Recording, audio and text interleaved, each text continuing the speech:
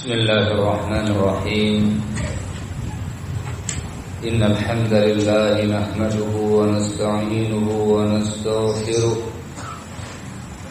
ونعوذ بالله من شرور أنفسنا ومن سيئات أعمالنا من يهده الله فلا مضل له ومن يضلل فلا هادي له وأشهد أن لا إله إلا الله وحده لا شريك له وأشهد أن محمدا عبده ورسوله يا أيها الذين آمنوا اتقوا الله حق تقاته ولا تموتن إلا وأنتم مسلمون يا أيها الناس اتقوا ربكم الذي خلقكم من نفس واحدة وخلق منها زوجها وبث منهما رجالا كثيرا ونساء واتقوا الله الذي تساءلون به والأرحام إن الله كان عليكم رقيبا يا أيها الذين آمنوا اتقوا الله وقولوا قولا سديدا يصلح لكم أعمالكم ويغفر لكم ذنوبكم ومن يطع الله ورسوله فقد فاز فوزا عظيما أما بعد فإن أصدق الحديث كتاب الله وخير الهدي هدي محمد صلى الله عليه وعلى آله وسلم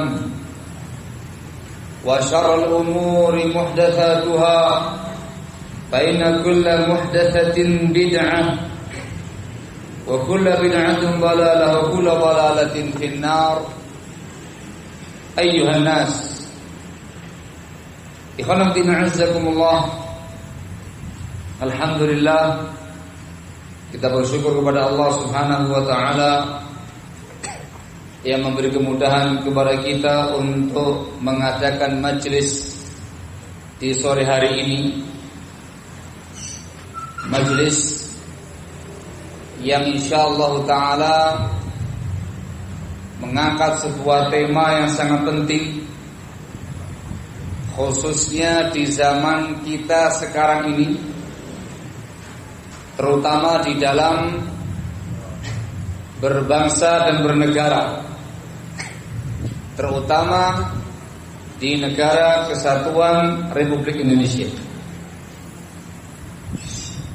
Dan juga yang gak kalah pentingnya, barakallahu fikum, adanya fenomena di tengah-tengah dakwah Islam, adanya tuduhan-tuduhan yang disematkan, dilekatkan kepada dakwah salafiyah, bahwasanya mereka memiliki pemahaman khawarij terkait dengan penguasanya. Maka barakallahu fikum, dalam rangka untuk menjelaskan bimbingan Islam dalam bab ini, dan juga dalam rangka untuk meluruskan berbagai macam pandangan-pandangan, anggapan-anggapan miring terkait dengan dakwah salafiyah dalam bab ini, maka sengaja kita angkat tema kita kali ini, yaitu adakah salafi khawarij? Tanda tanya di sini. Penjelasan tentang sikap salaf terhadap penguasanya. Ikhwan fillah azakumullah, sesungguhnya prinsip salaf terkait dengan penguasanya ini prinsip yang begitu gamblang, begitu jelas, tidak ada kesamaan sedikitpun.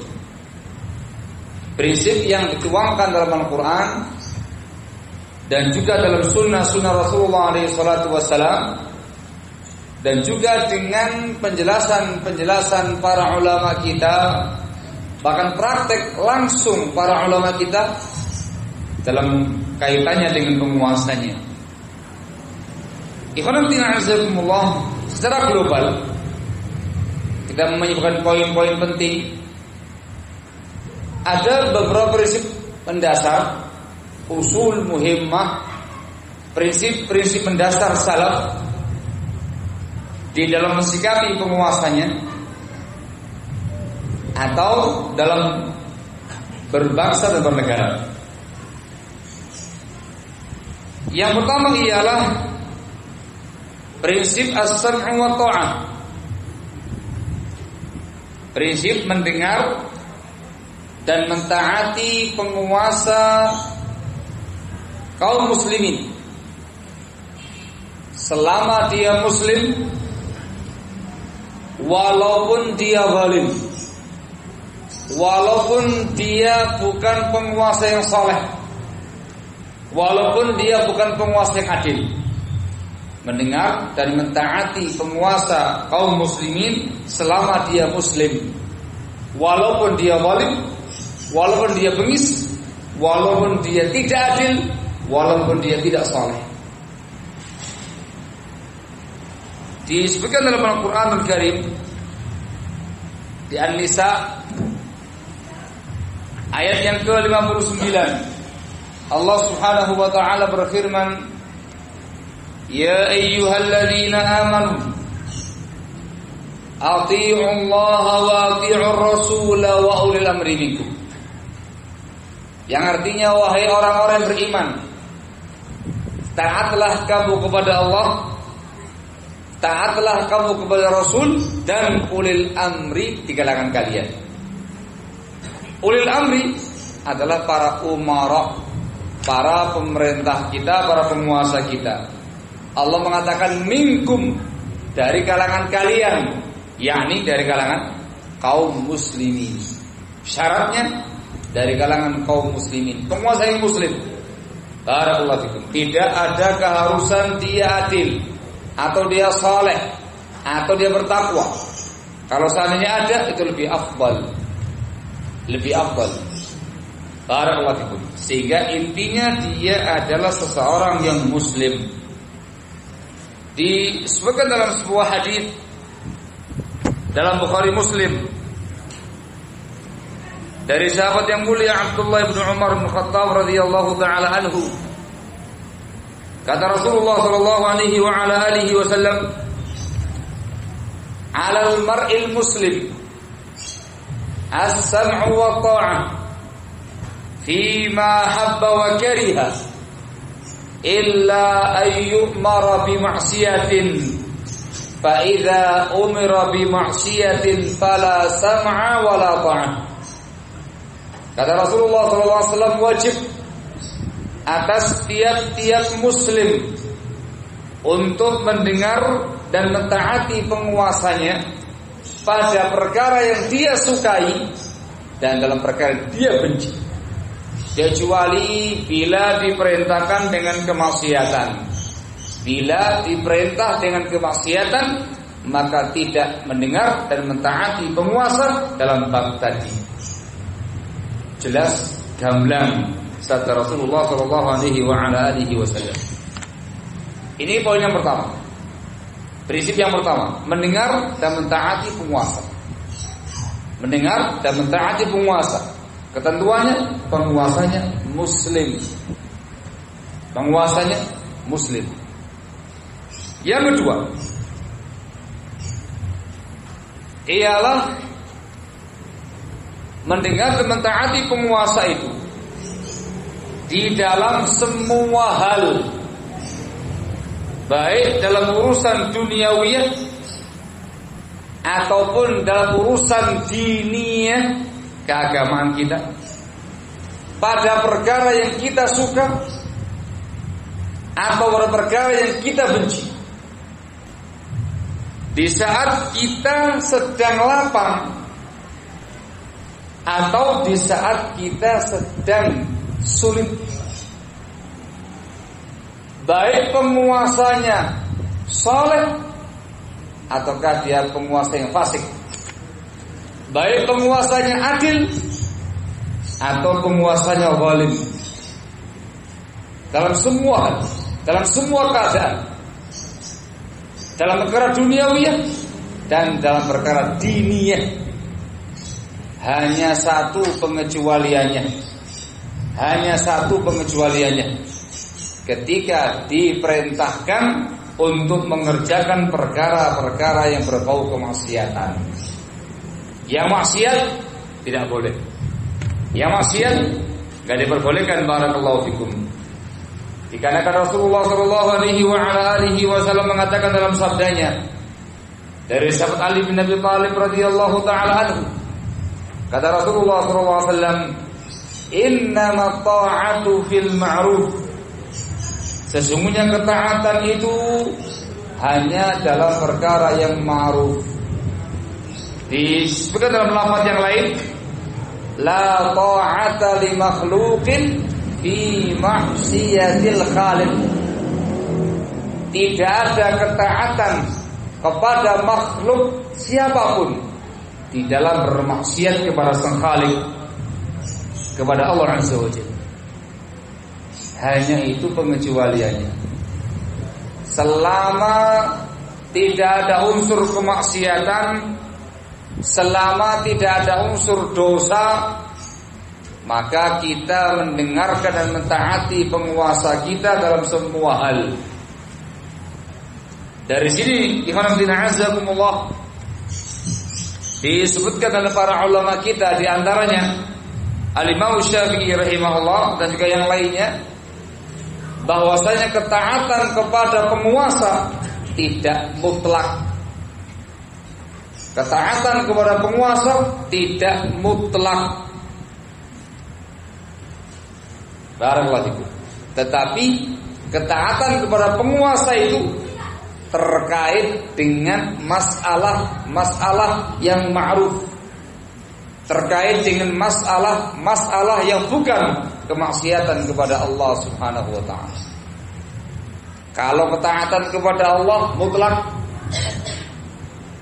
dalam semua hal, ketaatan kepada Rasulullah SAW mutlak dalam semua hal. Sementara ketaatan kepada penguasa tidak mutlak, terkait dengan ketaatan kepada Allah dan juga Rasulnya sallallahu alaihi wasallam. Barakallahu fiik. Yang ketiga, prinsip yang ketiga ialah memuliakan penguasa. Memuliakan penguasa dengan berbagai macam bentuk pemuliaan yang ada, baik memuliakan dengan ucapan atau memuliakan dengan perbuatan atau yang lain-lainnya. Kata Rasulullah sallallahu alaihi wasallam dalam sebuah hadis yang dikeluarkan oleh Imam Ibnu Abi Asim dan juga Imam Tirmidzi dari Abu Bakrah radhiyallahu anhu, kata Rasulullah sallallahu alaihi wasallam, "As-sultanu dhillullahi fil ardi, faman akramahu akramahullah, wa man ahanahu ahanahullah." Penguasa itu adalah naungan Allah di muka bumi. Maknanya dengan penguasa Allah Subhanahu wa taala akan meredam berbagai macam kejelekan di masyarakat, sebagaimana naungan tempat yang teduh meredam panasnya matahari. Barakallahu. Penguasa itu naungan Allah di muka bumi. Maka barang siapa yang memuliakan penguasa, maka Allah akan memuliakan dia. Dan barang siapa yang menghinakan penguasa, maka Allah akan menghinakan dia. Sangat jelas perintah, anjuran untuk memuliakan penguasa kita dengan bentuk pemuliaan apapun, baik dalam bentuk ucapan atau dalam bentuk perbuatan. Barakallahu fikum. Ikhwan fillah, di antara bentuk pemuliaan penguasa, di antara bentuk memuliakan penguasa ialah ad-du'a lahu bil khair. Mendoakan kebaikan untuk para penguasa, mendoakan kesalehan untuknya, mendoakan taufik wal hidayah untuknya, mendoakan keadilan untuknya, mendoakan supaya dia menjadi penguasa yang adil, mendapatkan menteri-menteri yang bagus dan semisalnya. Ad-du'a lahu bil khair.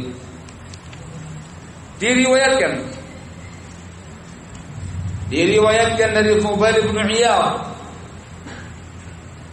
rahimahullahu taala, salah seorang ulama di masa lalu, Fudail bin Iyad rahimahullah, beliau menyatakan, "Lau kanat li da'watun mustajabah." Kalau seandainya aku memiliki doa yang makbul,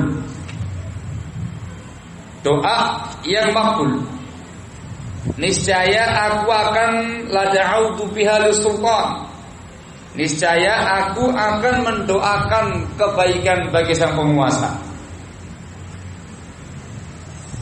Ditanyakan kepada beliau, "Loh, kenapa engkau mendoakan penguasa? Kenapa engkau gunakan kesempatan itu untuk mendoakan penguasa?" Dia mengatakan, "Mata sayyartuha fi nafsi lam tajuzni." Kalau aku gunakan doa itu untuk diriku saja, maka kemanfaatannya tidak akan melampaui aku. Wa mata sayyartuha fil imam amad fa salahul imami salahul ibadi wal bilad. Tapi kalau saya pergunakan, saya peruntukkan doa tadi untuk kebaikan sang imam, sang penguasa, maka manfaatnya akan merata. Kesalihan imam itu kemaslahatan masyarakat dan bahkan hewan-hewan, bahkan negara. Ini riwayat yang dinukil dari Fudail bin Iyad rahimahullah. Disampaikan pernyataan itu kepada Al-Imam Abdullah ibnu Mubarak rahimahullah. Beliau mengatakan, "Ya muallimal khair, man yuhsinu hadza ghairu."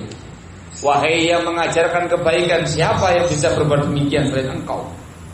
Disebut dalam lafaz yang lain, qad shadaqa wa nasah, sungguh telah jujur dan telah menasihati Fudail bin Iyad rahimahullahu taala. Ini barakallahu fikum menjadi prinsip, sudah menjadi prinsip salaf yang disepakati oleh mereka semua. Disebutkan oleh Imam Abu Utsman As-Sabuni rahimahullah dalam kitab beliau Aqidah Salaf Ashabul Hadis. Beliau menukilkan mazhab akidah salaf ahli hadis. Beliau mengatakan, "Wa yarawna du'a lahum bil islah wat taufiqi was salah wa bastil adli fir ra'iyah." Yang artinya, mereka kaum salaf, mereka ahli hadis berkeyakinan mendoakan kebaikan untuk penguasa, mendoakan dengan islah, perbaikan dirinya, mendoakan dengan taufik untuk dirinya, mendoakan dengan kesalihan untuk dirinya, dan supaya penguasa bisa menebarkan keadilan di tengah-tengah masyarakatnya. Al-Imam Al-Barbahari rahimahullah dalam bukunya Syarhus Sunnah juga menjelaskan tentang prinsipnya salaf. Kata beliau rahimahullah, "Fa umirna an nad'u lahum bis-shalah wa lam nu'mar an nad'u 'alaihim wa in zalamu wa jaru." Kita kaum muslimin diperintahkan untuk mendoakan kebaikan bagi penguasa. Dan kita tidak diperintahkan untuk mendoakan kejelekan penguasa, walaupun penguasanya zalim, walaupun penguasanya lalim. Barakallahu fikum. Bahkan Allah, Disebutkan juga oleh beliau rahimahullah, di antara ciri-ciri orang itu dikatakan menyimpang, ciri-ciri dikatakan sebagai sahibu hawa, ahli bid'ah, ketika kamu mendapati dia mendoakan kejelekan bagi penguasa. Al-Imam Al-Barbahari rahimahullah juga menyatakan, idza ra'aita ar-rajula yad'u 'ala sultan fa'lam annahu sahibu hawa. Ketahuilah, apabila kau melihat ada seseorang yang mendoakan kejelekan penguasa, maka dia adalah ahli bid'ah. Wa idza sami'ta ar-rajul yad'u lis-sultani bis-shalah fa'lam annahu sahibu sunnah. Dan kalau kamu mendengar seseorang itu mendoakan kebaikan bagi penguasanya, ketahuilah dia adalah seorang ahli sunnah. Artinya ini semuanya barakallahu fikum sudah menjadi prinsip mendasar kaum salaf, memuliakan penguasanya dengan segenap pemuliaan yang ada. Di antara bentuk pemuliaannya mendoakan kebaikan untuk sang penguasa. Barakallahu fikum. Prinsip yang berikutnya dari prinsipnya kaum salaf dalam bab ini ialah menunaikan hak-hak penguasa semaksimal mungkin sesuai dengan batas kemampuan, menunaikan hak-hak penguasa semaksimal mungkin sesuai dengan batas kemampuan kita. Dan yang paling penting, ketika penguasa itu tidak menunaikan hak kita sebagai rakyat, ketika penguasa itu tidak menunaikan hak kita sebagai rakyat, maka kita memohonnya kepada Allah Azza wa Jalla. Kita memohon kepada Allah Azza wa Jalla. Disebutkan oleh Rasulullah SAW dalam hadis riwayat Bukhari Muslim dari sahabat Abdullah bin Mas'ud radhiyallahu taala anhu.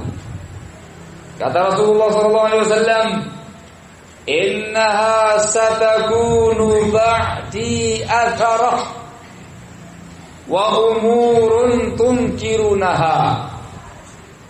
Kata Rasulullah SAW, sesungguhnya kelak nanti akan terjadi sepeninggalku yang namanya atharah. Atharah itu penguasa yang hanya memikirkan haknya, tidak memikirkan hak rakyatnya. Penguasa yang hanya mengambil haknya tetapi tidak memikirkan aspirasi dan hak rakyatnya. Dan akan terjadi kata Rasul, perkara-perkara lainnya kamu ingkari. Katanya para sahabat radhiyallahu taala anhu, ya Rasulullah, kaifa ta'muru man adraka minna dzalik? Ya Rasulullah, apa yang kau perintahkan bagi kami yang mendapati masa itu, mendapati masa penguasa yang demikian? Kata Rasulullah SAW, tu'addunal haqqal ladzi 'alaikum wa tas'alunallaha alladzi lakum. Kamu tunaikan hak-hak penguasa itu yang merupakan kewajiban kalian, dan mintalah kepada Allah yang merupakan hak-hak kalian. Luar biasa. Diwajibkan untuk menunaikan hak-haknya penguasa. Hak didengarkan, ditaati, dibaiat, dimuliakan, dihormati. Barakallahu fiik. Ini ditunaikan oleh masyarakat, oleh kita semua, oleh kaum muslimin. Walaupun penguasa tadi tidak menunaikan haknya kita, kita sebagai masyarakat menunaikan, meminta, memohon haknya kita kepada Allah Subhanahu wa taala. Luar biasa. Prinsip yang berikutnya ialah melaksanakan sejumlah amal ibadah bersama dengan penguasa kita. Melaksanakan sejumlah amal ibadah bersama dengan penguasa kita. Ini diantara prinsipnya kaum salaf. Beribadah bersama-sama dengan pemerintah. Di antara ibadah-ibadah tadi ialah yang pertama, sholatul jama'ati wal jum'ah. Melaksanakan sholat berjamaah dan sholat jum'ah bersama dengan pemerintah kita. Jadi kalau seandainya penguasa kita menjadi imam, baik itu di masjid jami yang di kota sana, atau yang menjadi imam di masjid-masjid jami kabupaten atau kecamatan adalah penguasa kita, Pak Bupati, Pak Camat, Pak Lurah, Sayyid. Maka di antara prinsipnya kaum salaf, mereka sholat di belakang penguasanya, jamaah 5 waktu dan juga jumatan. Walaupun penguasanya zalim, walaupun penguasanya fasik, walaupun penguasanya tidak adil, tetap mengerjakan ibadah bersama dengan mereka. Diriwayatkan dari Ibrahim An-Nakha'i rahimahullah, salah seorang ulama tabi'in, beliau menyatakan, menjelaskan tentang prinsip kaum salaf, kanu yusalluna khalfal umara makanu.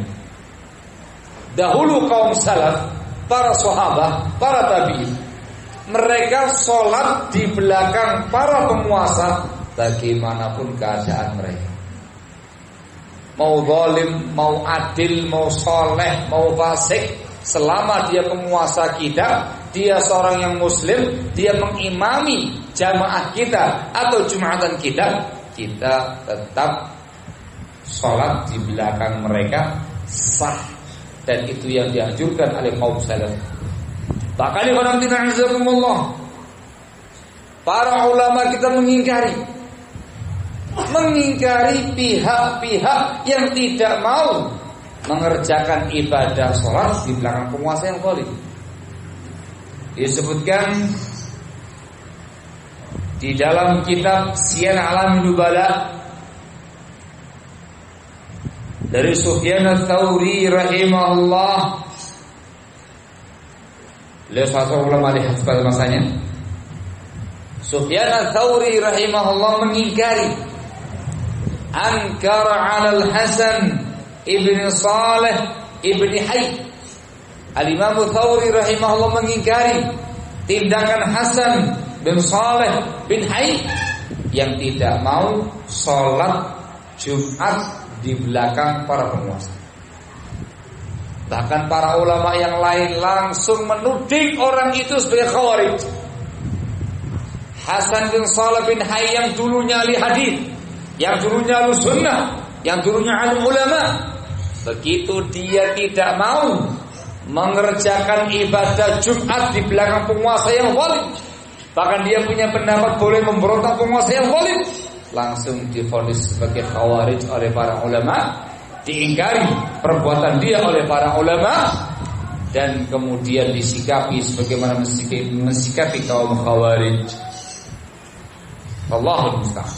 Ini yang pertama. Pelaksanaan salatul jama'ati wal jum'ah.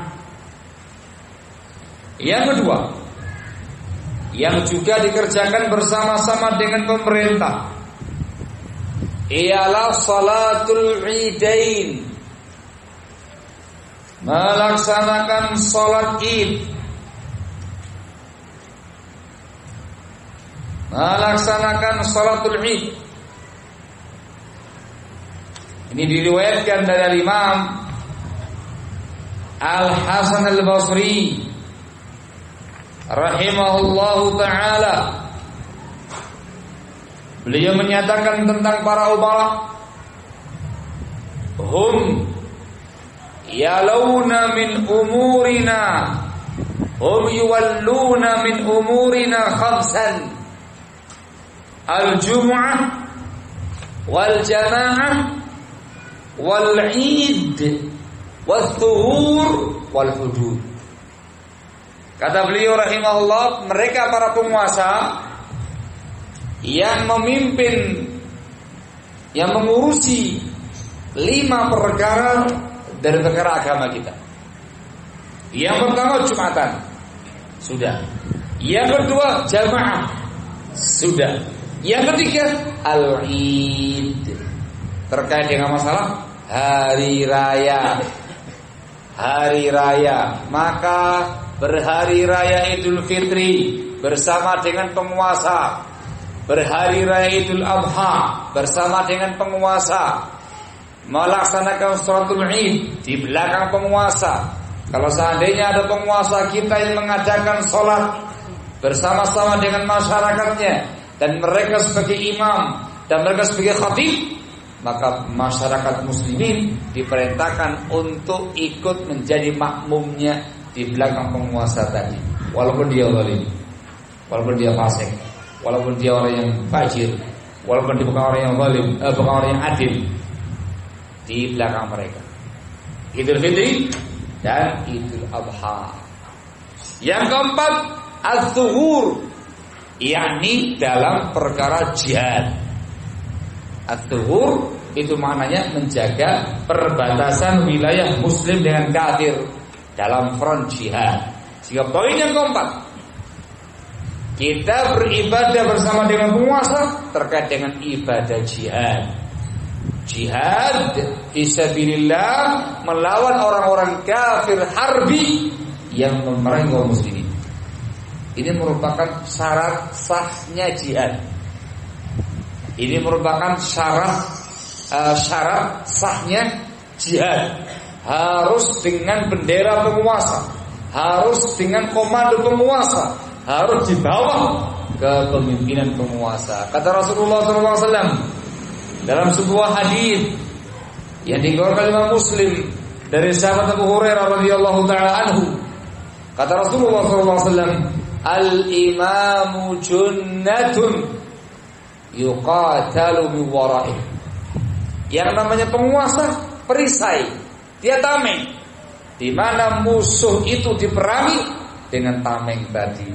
Katanya para ulama, itu menunjukkan yang namanya jihad fisabilillah harus di bawah kendali pemerintah, dengan komando pemerintah, dengan bendera pemerintah, dan itu merupakan syarat sahnya jihad. Ketika ada gerakan-gerakan jihad yang swasta, maka dikatakan jihad bid'ah. Itu merupakan ciri-ciri penyimpangan sebuah sekte, sebuah kelompok, sebuah pergerakan. Ketika mengadakan resolusi jihad dengan tanpa izin penguasa, dengan tanpa bendera penguasa.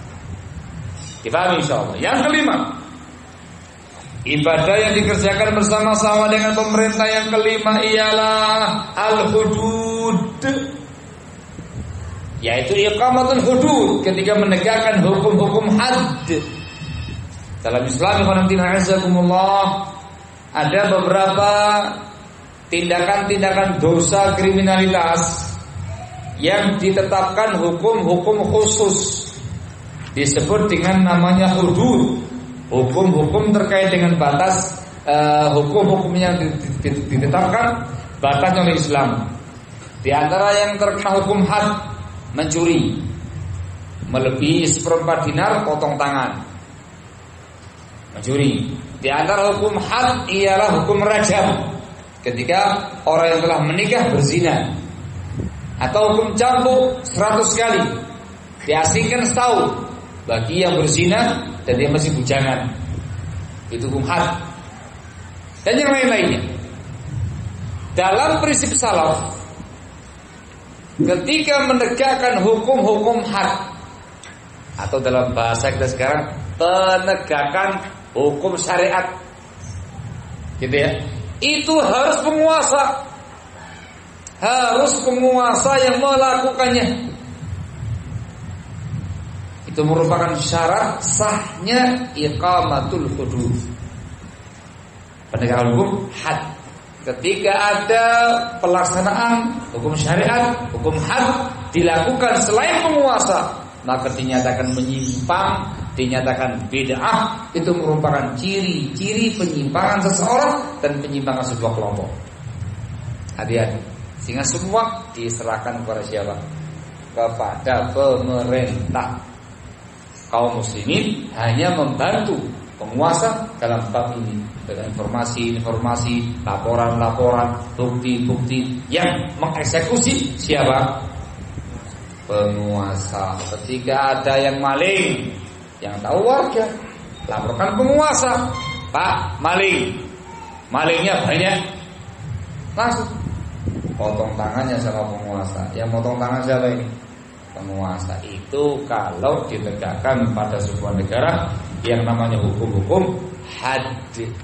Ketika tidak ada, ya sudah, semua diserahkan kepada Allah Azza wa Jalla. Yang kok diem? Yang keenam dari ibadah yang dikerjakan bersama dengan penguasa. Yang keenam al-hajj, haji. Pelaksanaan ibadah haji harus dengan koordinasi pemerintah, harus melalui penguasa. Sekarang menggunakan bahasa haji legal, haji resmi. Kalau dulu dengan bahasa tidak boleh haji paspor hijau. Kalau sekarang semuanya pakai hijau semua, nggak ada paspor coklat. Ada coklat dari pihak pemerintah kita Jepang, tapi disertakan dengan paspor hijau. Sekarang ini, dulu tidak ada paspor hijau, paspor khusus haji. Intinya apa? Intinya adalah melaksanakan ibadah haji resmi dengan pemerintah, dari jalur pemerintah. Walaupun penguasanya boleh, walaupun bengis, walaupun lalim, walaupun dia fasik, walaupun dia fajir, walaupun dia sahibu hawa, ahli bid'ah, orang yang menyimpang, tidak peduli. Selama dia muslim, yang namanya ibadah haji bersama-sama dengan pihak pemerintah. Ini dimasukkan dalam prinsip salaf, akidah salaf. Disebutkan oleh Imam At-Tahawi.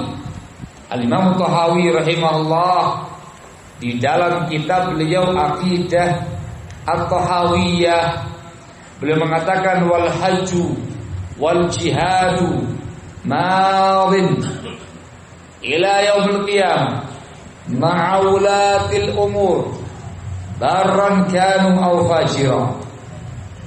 Beliau mengatakan bahwasanya haji dan jihad itu terus berlangsung bersama dengan penguasa kita sampai hari kiamat, walaupun itu penguasa yang zalim atau penguasa yang adil. Juga dikatakan oleh Imam Harb Ibnu Sulaiman At-Turkumani ketika menjelaskan akidah salaf, beliau menyatakan wal hajj wal jihad madin qaimun ma'al immah barru aw fajaru la yubtiluhu jawru jair wala adlu adil wal jum'ah wal idan wal hajj ma'a sultan wa illam yakunu bararatan udulan atya. Jihad berlangsung bersama dengan para penguasa yang adil atau yang zalim. Jihad tidak dibatalkan oleh kezaliman penguasa yang zalim atau adilnya penguasa yang adil. Juga Jumatan, juga 2 hari raya, juga haji, itu semua bersama dengan penguasa kita, walaupun mereka bukan orang yang baik, bukan orang yang adil, bukan orang yang bertakwa. Haji dimasukkan dalam prinsip salaf. Barakallahu fikum. Yang ketujuh barakallahu fikum ialah az-zakat. Pelaksanaan zakat. Zakatul mal atau zakatul fitrah. Apabila pihak penguasa meminta dari masyarakat dari rakyatnya supaya mengeluarkan zakat melalui pemerintah atau amil pemerintah, maka wajib bagi segenap kaum muslimin untuk menyerahkan zakat malnya dan juga zakat fitrahnya kepada penguasa. Paham saya? Tidak boleh ada yang komplain. Tidak boleh komplain. Barakallahu fikum. Ini terkait dengan bab zakat. Barakallahu fikum. Ini juga dimasukkan oleh para ulama di dalam bab ini. Dalam bab ibadah bersama dengan pihak pemerintah. Ingat, kalau penguasa meminta rakyatnya untuk menyerahkan zakat kepada mereka. Tapi kalau tidak dikasih keleluasaan, maka bisa langsung diserahkan kepada yang mustahik zakat, atau barakallahu fikum diserahkan kepada amil zakat yang amanah, yang terpercaya. Yang ke-8 ialah kunut nazilah. Sengaja saya pol-polkan supaya tuntas semuanya. Yang ke-8, ketika melaksanakan kunut nazilah. Kunut nazilah sebuah kunut doa yang disyariatkan ketika kaum muslimin tertimpa musibah yang begitu besar. Musibah yang begitu besar, problem yang begitu besar, peristiwa yang begitu besar. Barakallahu fikum, maka dilaksanakan yang namanya kunut nazilah. Kunut ketika terjadi peristiwa musibah besar menimpa kaum muslimin. Itu dikerjakan di semua sholat, subuh, maghrib, isya. Maka dia mengatakan 5 waktu, subuh, zuhur, asar juga. Tidak khusus untuk subuh. Ini barakallahu fikum untuk mengeluarkan SK kunut. Paham ya? Artinya pengumuman resmi ada kunut nazilah. Itu melalui yang pertama para ulama. Para ulama yang mengkaji, mereka yang mengkaji secara ilmiah, ini sudah sampai nazilah atau belum. Ketika para ulama mengatakan sudah nazilah, para ulama melaporkan pada para penguasa, sudah sampai tingkatan nazilah kunut. Nanti baru yang mengeluarkan SK perizinan adalah para penguasa. Penguasa kita melalui departemen yang ada, mungkin Kemenang atau Depak atau semisalnya, resmi mengeluarkan izin SK, dikeluarkannya izin melaksanakan ibadah kunut nazilah. Itu melalui keterangan para ulama-ulama kita. Tidak diperbolehkan bagi siapapun, kelompok manapun, ormas manapun, parpol manapun untuk melaksanakan kunut nazilah sebelum ada SK pemerintah. Tidak boleh. Ketika mereka mengerjakannya dinyatakan tidak sah dan kunutnya dikatakan bid'ah, menyimpang. Para keluarga. Yang salah bukan salah kunutnya, apa? Salah caranya, salah prakteknya. Sehingga sampaikan dulu kepada pihak penguasa. Ini kondisi sudah membahayakan, kritis, besar musibahnya, nazilah. Maka mereka yang mengeluarkan SK kunut nazilah. Jangan mendahului pemerintah dalam bab ini. Barakallahu fikum. Yang ke-9 ialah terkait dengan istisqa. Apa itu? Salat meminta hujan. Ketika di sebuah tempat mengalami kondisi kekeringan, kemarau yang sangat panjang, kekeringan, sudah gak mampu lagi bertahan dengan kondisi air yang ada, maka laporkan kepada pihak penguasa. Laporkan kepada pihak penguasa, Bapak, atau kepada departemen yang ada, di Tuban kondisi kritis, krisis air sudah sangat mengkhawatirkan. Entah banyak hewan yang mati, banyak yang apa-apa begitu. Mohon SK istisqa. Mereka pelajari dengan para ulama kita dipelajari, ya ini situasi kritis, langsung keluar SK istisqa. Begitu penguasa mengeluarkan izin istisqa, maka kaum muslimin di sebuah tempat, di sebuah wilayah berduyun-duyun ke lapangan yang luas untuk mengerjakan sholat istisqa. Dan ketiga, pihak penguasa yang mengambil alih keimaman, maka wajib bagi kaum muslimin untuk makmum di belakangnya. Paham misalnya? Misalkan dari pihak Bupati Tuban keluar SK istisqa, ya diresmikan besok setelah zuhur kumpul di lapangan ini, bertindak sebagai imam Bupati Tuban. Maka wajib bagi setiap warga masyarakat Tuban untuk mengerjakan istisqa di belakang penguasanya. Walaupun bupatinya gak beres, walaupun bupatinya mungkin mantan preman, saya nggak tahu gimana betulnya. Mungkin dia zalim, mungkin dia lalim, mungkin dia orangnya begini begitu, nggak dipandang. Selama dia muslim dan dia yang memegang alih keimaman dalam perkara istisqa, maka dituruti beliau sebagai imamnya dan masyarakat muslimin sebagai makmumnya. Paham ya Pak? Ini semuanya barakallahu fikum menggambarkan kepada kita bagaimana dekatnya salaf dengan pemerintah, bagaimana sikap salaf begitu mulia kepada pemerintah. Prinsip yang berikutnya, yang keberapa nih prinsipnya Pak? Prinsipnya Pak, selesai ibadah-ibadah yang dikerjakan dengan penguasa, selesai. Sekarang prinsip yang berikutnya, prinsip yang keenam dari prinsip salaf terkait dengan penguasanya ialah as-sabru ala jawris sultan. As-sabru ala jawris sultan, sabar di dalam menghadapi kezaliman penguasa. Sabar dalam menghadapi kezaliman penguasa.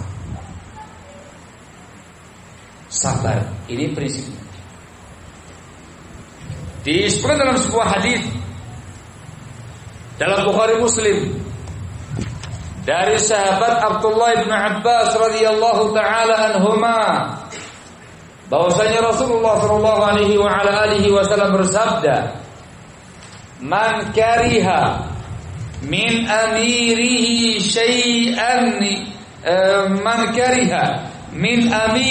syai'an falyasbir alaihi fa innahu laysa ahadun minan nas kharaja minas sultani shibra famata alaihi illa mata mitatan jahiliyah."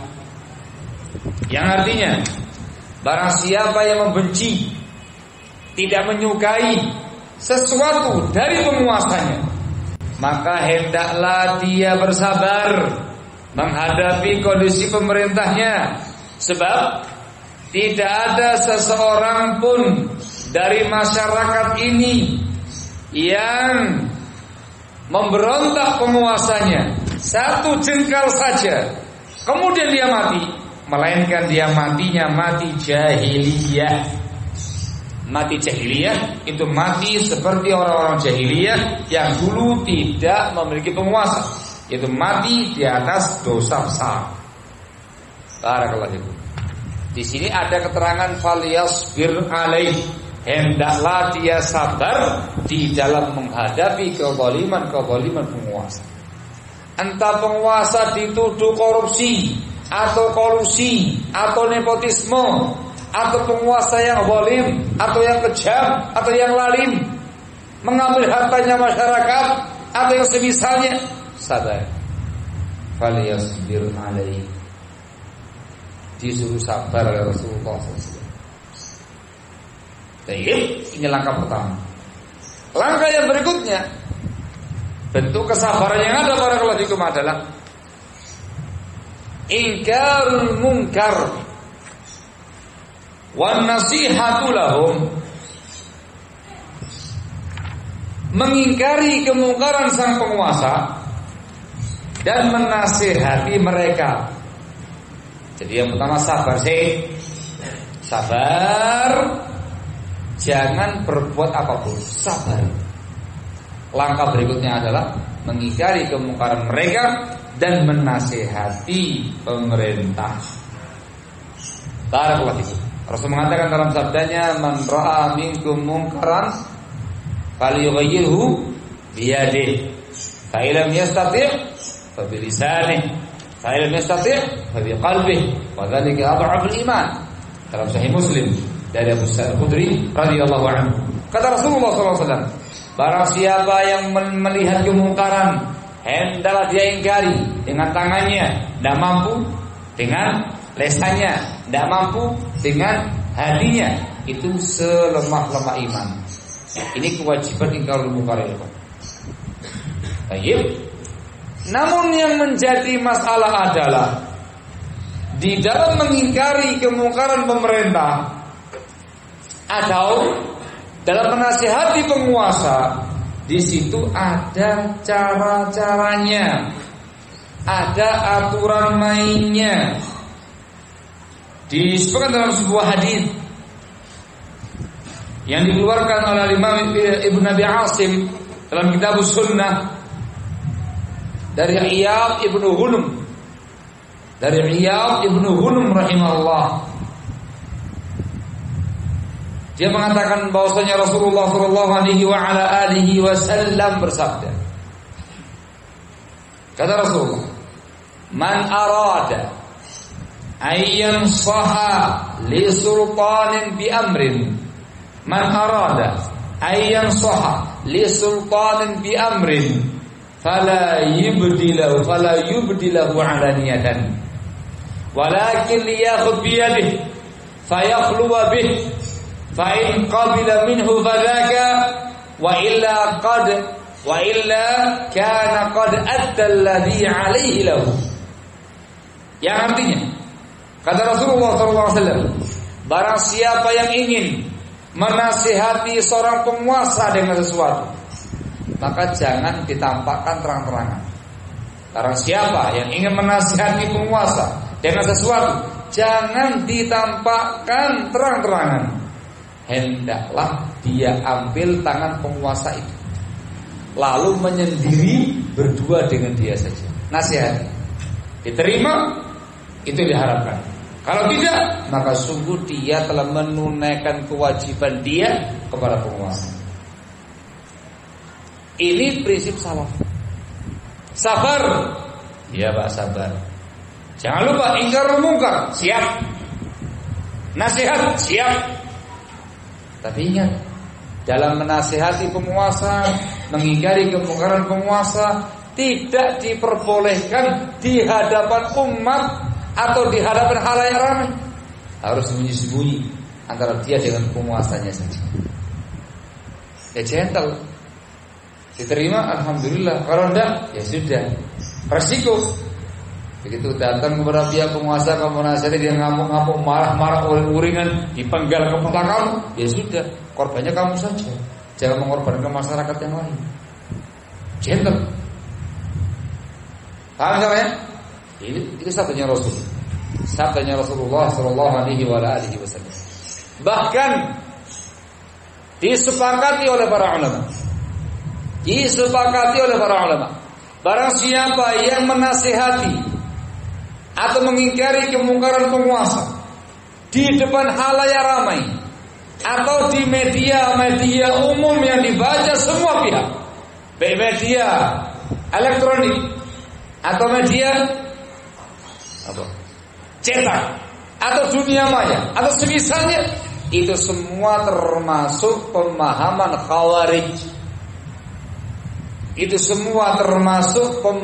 Khawarij. Sekte yang sangat diingkari para ulama. Itu berseberangan dengan prinsip salaf. Apalagi bentuknya bukan menasihati, apalagi bentuknya bukan mengingkari kemungkaran, apalagi bentuknya adalah membenci, mencela, menghujat, membongkar keaiban-keaiban penguasa dan semisalnya. Itu merupakan ciri khasnya kaum Khawarij. ciri-ciri penyimpangan seseorang dan penyimpangan sebuah kelompok. Sekali lagi dinasihati, tapi dengan cara sembunyi-sembunyi. Jangan pinter kowar-kowar terus lari. Orasi di depan banyak pihak, kumpulkan semua masa orasi, menyampaikan menghujat pemerintah, mencaci maki pemerintah, membongkar keaiban pemerintah. Datang pemerintahnya dengan sekompi, sebatalion TNI Polri, lari dia, terbirit-birit dia, membiarkan masa yang dia kumpulkan carut-marut, cerai-berai, gak karu-karuan. Ini kerdil, sudah pemahamannya Khawarij, kerdil lagi. Cara-cara semacam ini. Tapi kalau kaum salaf gentle, tahu resiko. Yang dia inginkan bukan apa-apa, kebaikan penguasa, langsung datang pada penguasa. Sembunyi-sembunyi, 4 mata. Kalau beliau menggunakan kacamata, 6 mata. Kalau qadarullah buta, 2 mata. Sendiri aja. Dinasihati, ditegur, takut-takuti dengan ayat, dengan hadis, dengan azab Allah dan segala macamnya. Terima, alhamdulillah. Tolak, ya sudah, itu kewajiban telah tertunaikan. Ada resiko, tanggung sendiri. Penjara, tahu-tahu raib, nah gitu ya, resiko tanggung sendiri. Diasingkan, tanggung sendiri. Dibunuh, resiko tanggung sendiri. Gentle, tidak mengorbankan rakyat. Kemudian ini,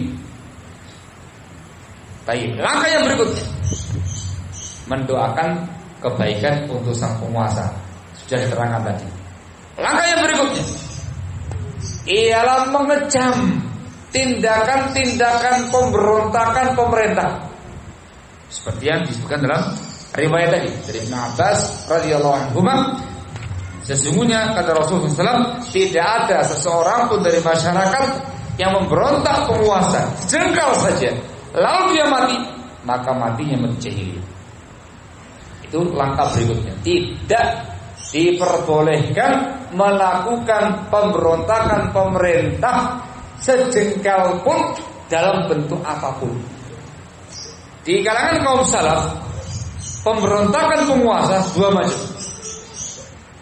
Ada yang khurujun bil kalam, memberontak penguasa dengan statement, dengan ucapan.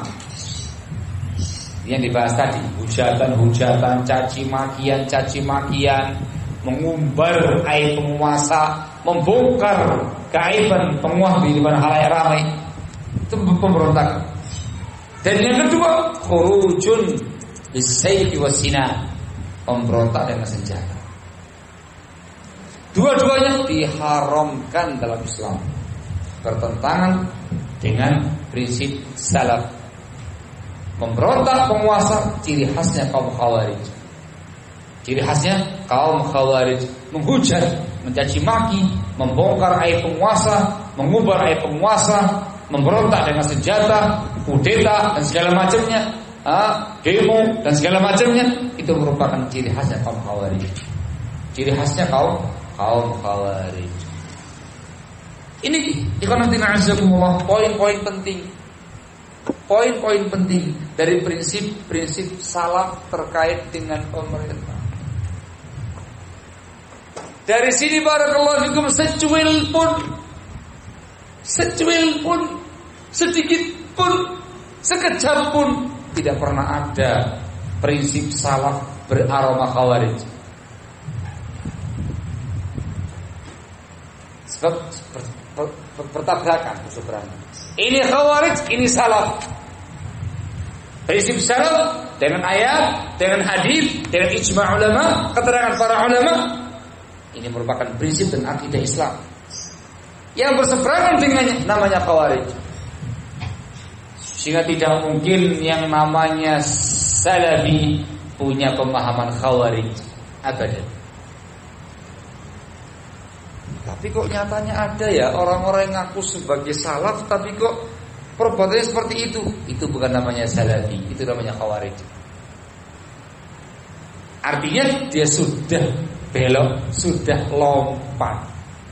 Mungkin dulunya dia di kalangan salafiyin, di kalangan salafi sunni, mungkin. Tapi dengan penyimpangan-penyimpangan dia pada poin-poin tadi, dia lompat pagar. Sudah bukan lagi namanya sunni salafi, tapi dikatakan sebagai khawarij. Tolong camkan baik-baik. Dalam bab ini para ulama salaf peka dan sangat sensitif. Tidak usah jauh-jauh menghujat pemerintah. Semata-mata, ulang lagi ya, semata-mata punya pendapat, semata-mata punya pendapat, bolehnya memberontak penguasa dikatakan khawarij. Baru pendapat tuh ya, dia belum bergerak, semata-mata punya pendapat. Seperti itu khawarij. Dan langsung disikapi dengan sikap yang begitu keras, sebagaimana mensikapi ashabul ahwa'i wal bidah. Contoh kasus pada orang tadi, Al-Hasan bin Saleh bin Hayy. Al-Hasan bin Saleh bin Hayy, antum tahu seperti ini? Ini orang barakallahu fikum dulunya termasuk ahli hadis yang terpercaya, termasuk ulama besar Islam pada masanya. Tak sembarangan. Alim kabir, dipuji oleh para ulama, orang yang terpercaya, orang yang hujjah, orang yang kokoh, orang yang teguh, ilmunya banyak, luar biasa. Sejajar dengan para ulama-ulama yang lain. Ternyata dia mengeluarkan statement, sebuah pendapat yang di kepalanya dia, yara jawazal khuruji al hukam. Dia berpendapat boleh memberontak penguasa yang zalim. Baru boleh. Dia nggak pernah memberontak, tidak pernah juga provokasi, ngajak masyarakat tidak pernah. Hanya punya pendapat boleh memberontak penguasa yang zalim. Apa yang terjadi? Langsung berubah 180 derajat.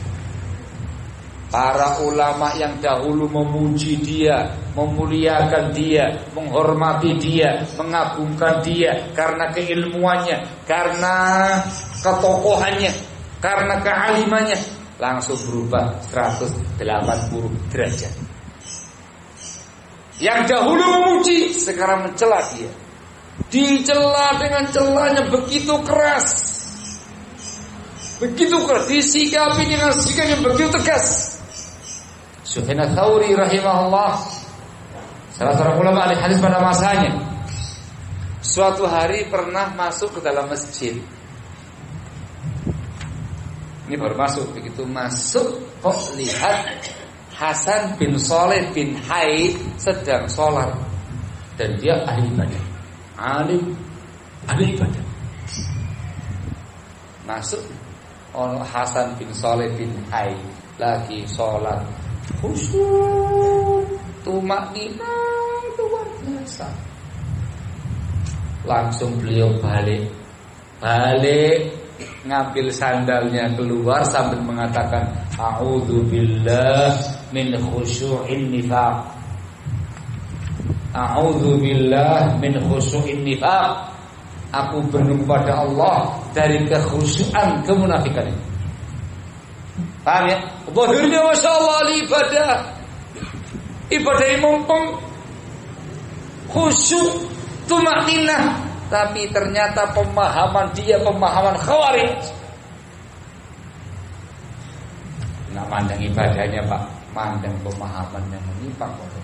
Langsung balik keluar dari tersebut dengan mengatakan a'udzubillah min khusyu'in nifaq. Ada apa lagi? Dosa apa dia ini Pak? Dia punya dosa apa ini? Hasan bin Saleh bin Hayy. Tiba-tiba berubah drastis sikapnya para ulama ini. Jangan-jangan ulama ini termasuk jamaah tahdzir. Wah, jangan-jangan ulama-ulama ini jamaah tabligh ini. Jangan-jangan Haddadi. Punya pemahaman Haddadiyah. Jangan-jangan jamaah tahbir, dikit-dikit tahbir, dikit-dikit tahbir. Jangan-jangan jamaah tabdi, dikit-dikit mubtadi, dikit-dikit mubtadi. Jangan-jangan kamunya nggak beres. Jangan-jangan kamunya yang pemahamannya menyimpang. Jangan-jangan kamunya yang mumayyi, yang lembek prinsipnya kamu. Nuduh kaum salaf demikian. Cek dulu dosa apa dia ini. Ternyata dosanya fatal. Kesalahannya fatal. Terjatuh di dalam pemahaman Khawarij terkait dengan seorang penguasa. Antum tahu efek negatif? Kalau seandainya para ulama diem atau membela dia, tuh dia kan alim ulama, ya dia kan dulu sahabatnya kita, alim juga kayak kita. Semua diem, tidak ada yang mensikapi, nggak ada yang mengingkari. Tahu akibatnya? Akibatnya semua masyarakat itu akan terkena fatwanya dia. Ini orang alim, nggak sembarangan. Terkena fatwanya dia, ujungnya apa? Ujungnya akan terjadi pemberontakan penguasa. Fatwanya siapa? Fatwanya Hasan bin Shalih bin Hayy. Dia membolehkan pemberontak penguasa yang zalim. Ujung-ujungnya nanti pemberontakan penguasa. Mengerikan. Itu sangat fatal. Walaupun cuma satu kesalahan dikatakan fatal, secara prinsip, secara akidah, para ulama salaf mensikapinya dengan sikap yang sangat keras. Dikarenakan semuanya sepakat bersikap. Kala itu belum ada mumayyi, belum ada jamaah tabligh yang melembekkan, yang suka mengendorkan semangat berprinsip. Semuanya sikapnya sama. Maka Hasan bin Shalih bin Hayy kayak unta kudusen, gak ditoleh sedikit pun ada kaum muslimin. Dikarenakan semua ulama, para alim ulama sepakat mensikapi dengan sikap yang tegas. Dikarenakan fatalnya penyimpangan. Gak payu. Naam.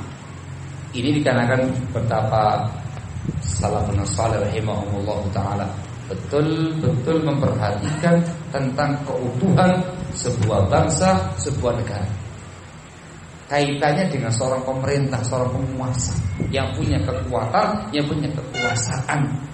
Error sedikit saja, yang terlibat bukan 1-2 orang, bukan 1-2 kampung, tapi yang terlibat satu bangsa, satu negara. Maka mereka sangat sensitif dalam hal ini. Baik, waduh salahnya, sehingga tidak ada yang namanya salat Khawarij. Barakallahu fikum. Kemudian muncul pertanyaan di sini. Bagaimana sikap kaum salaf di dalam mensikapi program-program pemerintah? Bagaimana sikap kaum salaf dalam mensikapi program-program pemerintah? Jawabannya, ya mesti gampang dengan bersih tadi. Jawabannya taat pada penguasa, mengenali ma'ruf yang masih tidak ditaati. Dan ini babnya bab program pemerintah kok. Bahasanya dirubah dikit, digubah bahasanya. Bagaimana sikap salaf dalam mensikapi program-program pemerintah? Program kesehatan, program pendidikan, program apalagi kemasyarakatan dan segala semua program. Bagaimana sikap salaf dalam mensikapi program pemerintah? Ya, apa jawabannya ya, Pak? Didukung, didengarkan, ditaati, disupport, asalkan mutlak apa? Ada poinnya. Mutlak. Tidak. Apa ketentuannya? Selama tidak ada unsur kemaksiatan kepada Allah, tidak ada unsur kemungkaran atau pelanggaran pada agama Islam. Allah itu lebih tinggi dari segala-galanya. Prinsip Islam itu lebih tinggi dari segala-galanya. Jadi kita mengatakan statement yang disepakati oleh semua ulama salaf. Barakallahu fikum. semua program-program pemerintah, baik pemerintah yang zalim atau yang adil, selama dia muslim, semua program-program pemerintah dalam semua aspek kehidupan kita didukung, didengarkan, ditaati, diikuti, disupport. Hanya satu ketentuannya, selama bukan perkara kemaksiatan, selama bukan perkara kemungkaran, selama tidak ada perkara-perkara yang bertentangan dengan prinsip Islam. Baik program keagamaan atau program sosial kemasyarakatan atau program keduniaan, semuanya hanya satu yang ditunggu. Ketika ada unsur maksiat dan kemungkaran, mohon maaf, kita tidak bisa ikut dan mendukung program tadi. Paham sore? Apapun. Barakallahu. Tayyib. Muncul pertanyaan berikutnya. Lalu bagaimana kalau seandainya diketahui program pemerintah itu padanya ada perkara-perkara yang mungkar, bertentangan dengan prinsip Islam, ada unsur maasi kepada Allah Azza wa Jalla? Apa langkah kita? Jawabannya, coba diem. Langkah yang pertama apa ya, Pak? Sabar. Masya Allah. Muncul kabelune ya. Tertib. Yang pertama, tidak didengarkan, tidak ditaati. Nas hadits Umar. Fa idza umira bi ma'siyatin fala sam'a wa la ta'a. Tidak ditaati semua atau yang itu aja. Nah, ini penting. Yang tidak ditaati, program ini saja yang mengandung unsur kemaksiatan. Yang lain ditaati, diikuti, sebab nggak ada unsur maksiatnya. Artinya jangan gara-gara satu program ini menyimpang, antum anggap semua menyimpang. Itu zalim namanya, nggak adil. Diklasifikasi masing-masingnya. Oh ini bagus, ikut. Ini mungkar, nah ikut. Tidak mendekat dan mentaati program itu saja. Yang berikutnya, sabar sih, sabar. Ditahan, lisan tahan, semua tahan, sabar. Langkah berikutnya, menasihati, mengingkari program-program tadi. Caranya gimana?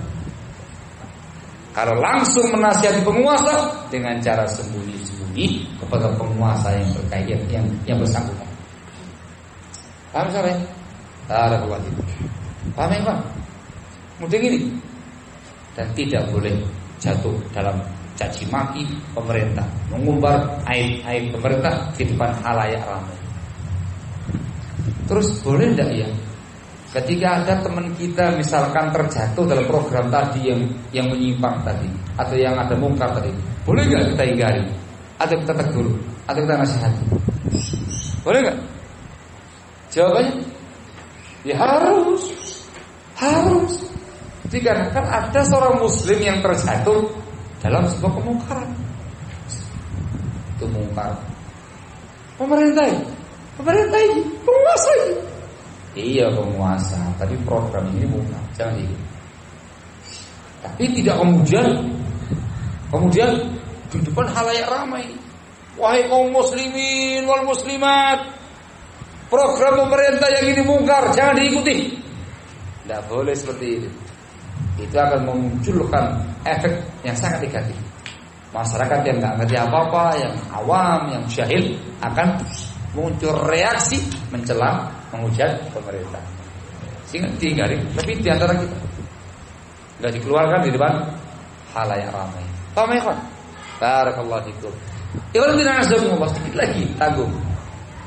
Terkait dengan bab mensikapi program-program pemerintah yang ada unsur kemungkaran padanya, ada dua kelompok yang menyimpang. Jadi kan salah.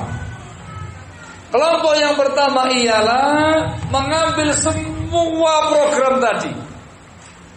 Pokoknya pemerintah diambil semua, yang mungkar, yang enggak mungkar, yang benar, yang enggak benar, semua diambil. Semua diambil. Karena siapa yang enggak mengambil program penguasa maka dia khawarij. malah nuduh orang lain khawarij ya Pak. Ini menyimpang. Ini dari kalangan mumayyi'in, ahlu tamyiz, orang-orang yang lembek manhajnya.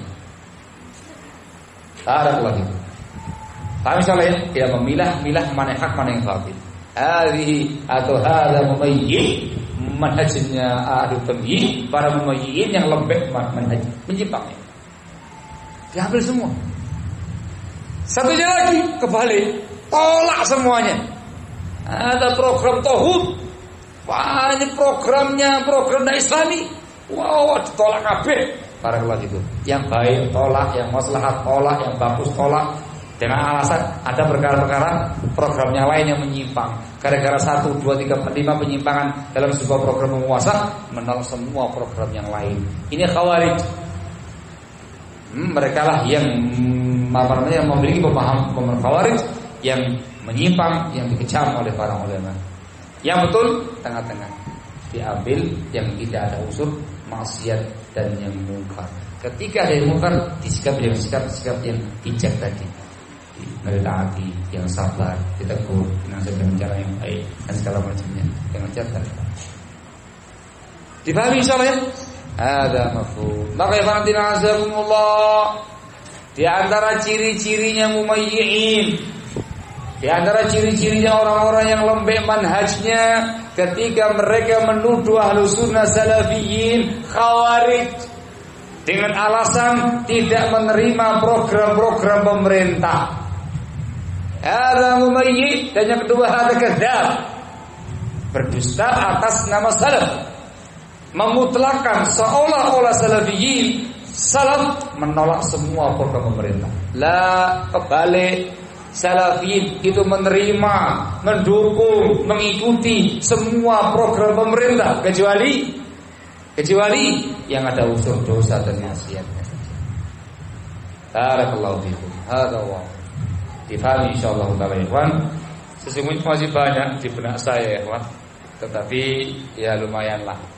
Nanti mungkin saya sampaikan pada kesempatan ba'dal maghrib nanti di saat-saat tanya jawab. Sebab di antara pemahaman khawarij yang sangat mengerikan, yang sangat mematikan terkait dengan pihak pemerintah ialah mereka biasa mengkafirkan penguasa muslim yang zalim, yang tidak berhukum dengan hukum Islam. Itu merupakan ciri khasnya khawarij yang sangat ditentang dengan keras oleh kaum salaf. Barakallahu fikum. Tapi insyaallah perkara ini lebih wadah, sebab mengkafirkan penguasa itu dosa yang begitu jelas, nampak di tengah-tengah masyarakat kaum muslimin. Orang awam pun akan tahu itu merupakan tindakan yang sangat menyimpang. Dan sekali itu merupakan ciri khasnya kaum khawarij, mengkafirkan penguasa dikarenakan tidak berhukum dengan hukum Allah, mengkafirkan penguasa dikarenakan berhukum dengan hukum tauhid, kata mereka. Salam ada demikian.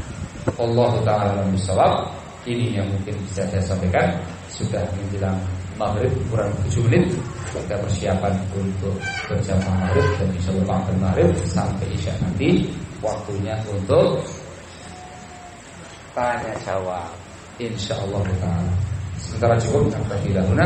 Subhanaka wa bihamdika asyhadu an la ilaha illa anta astaghfiruka wa atubu ilaik.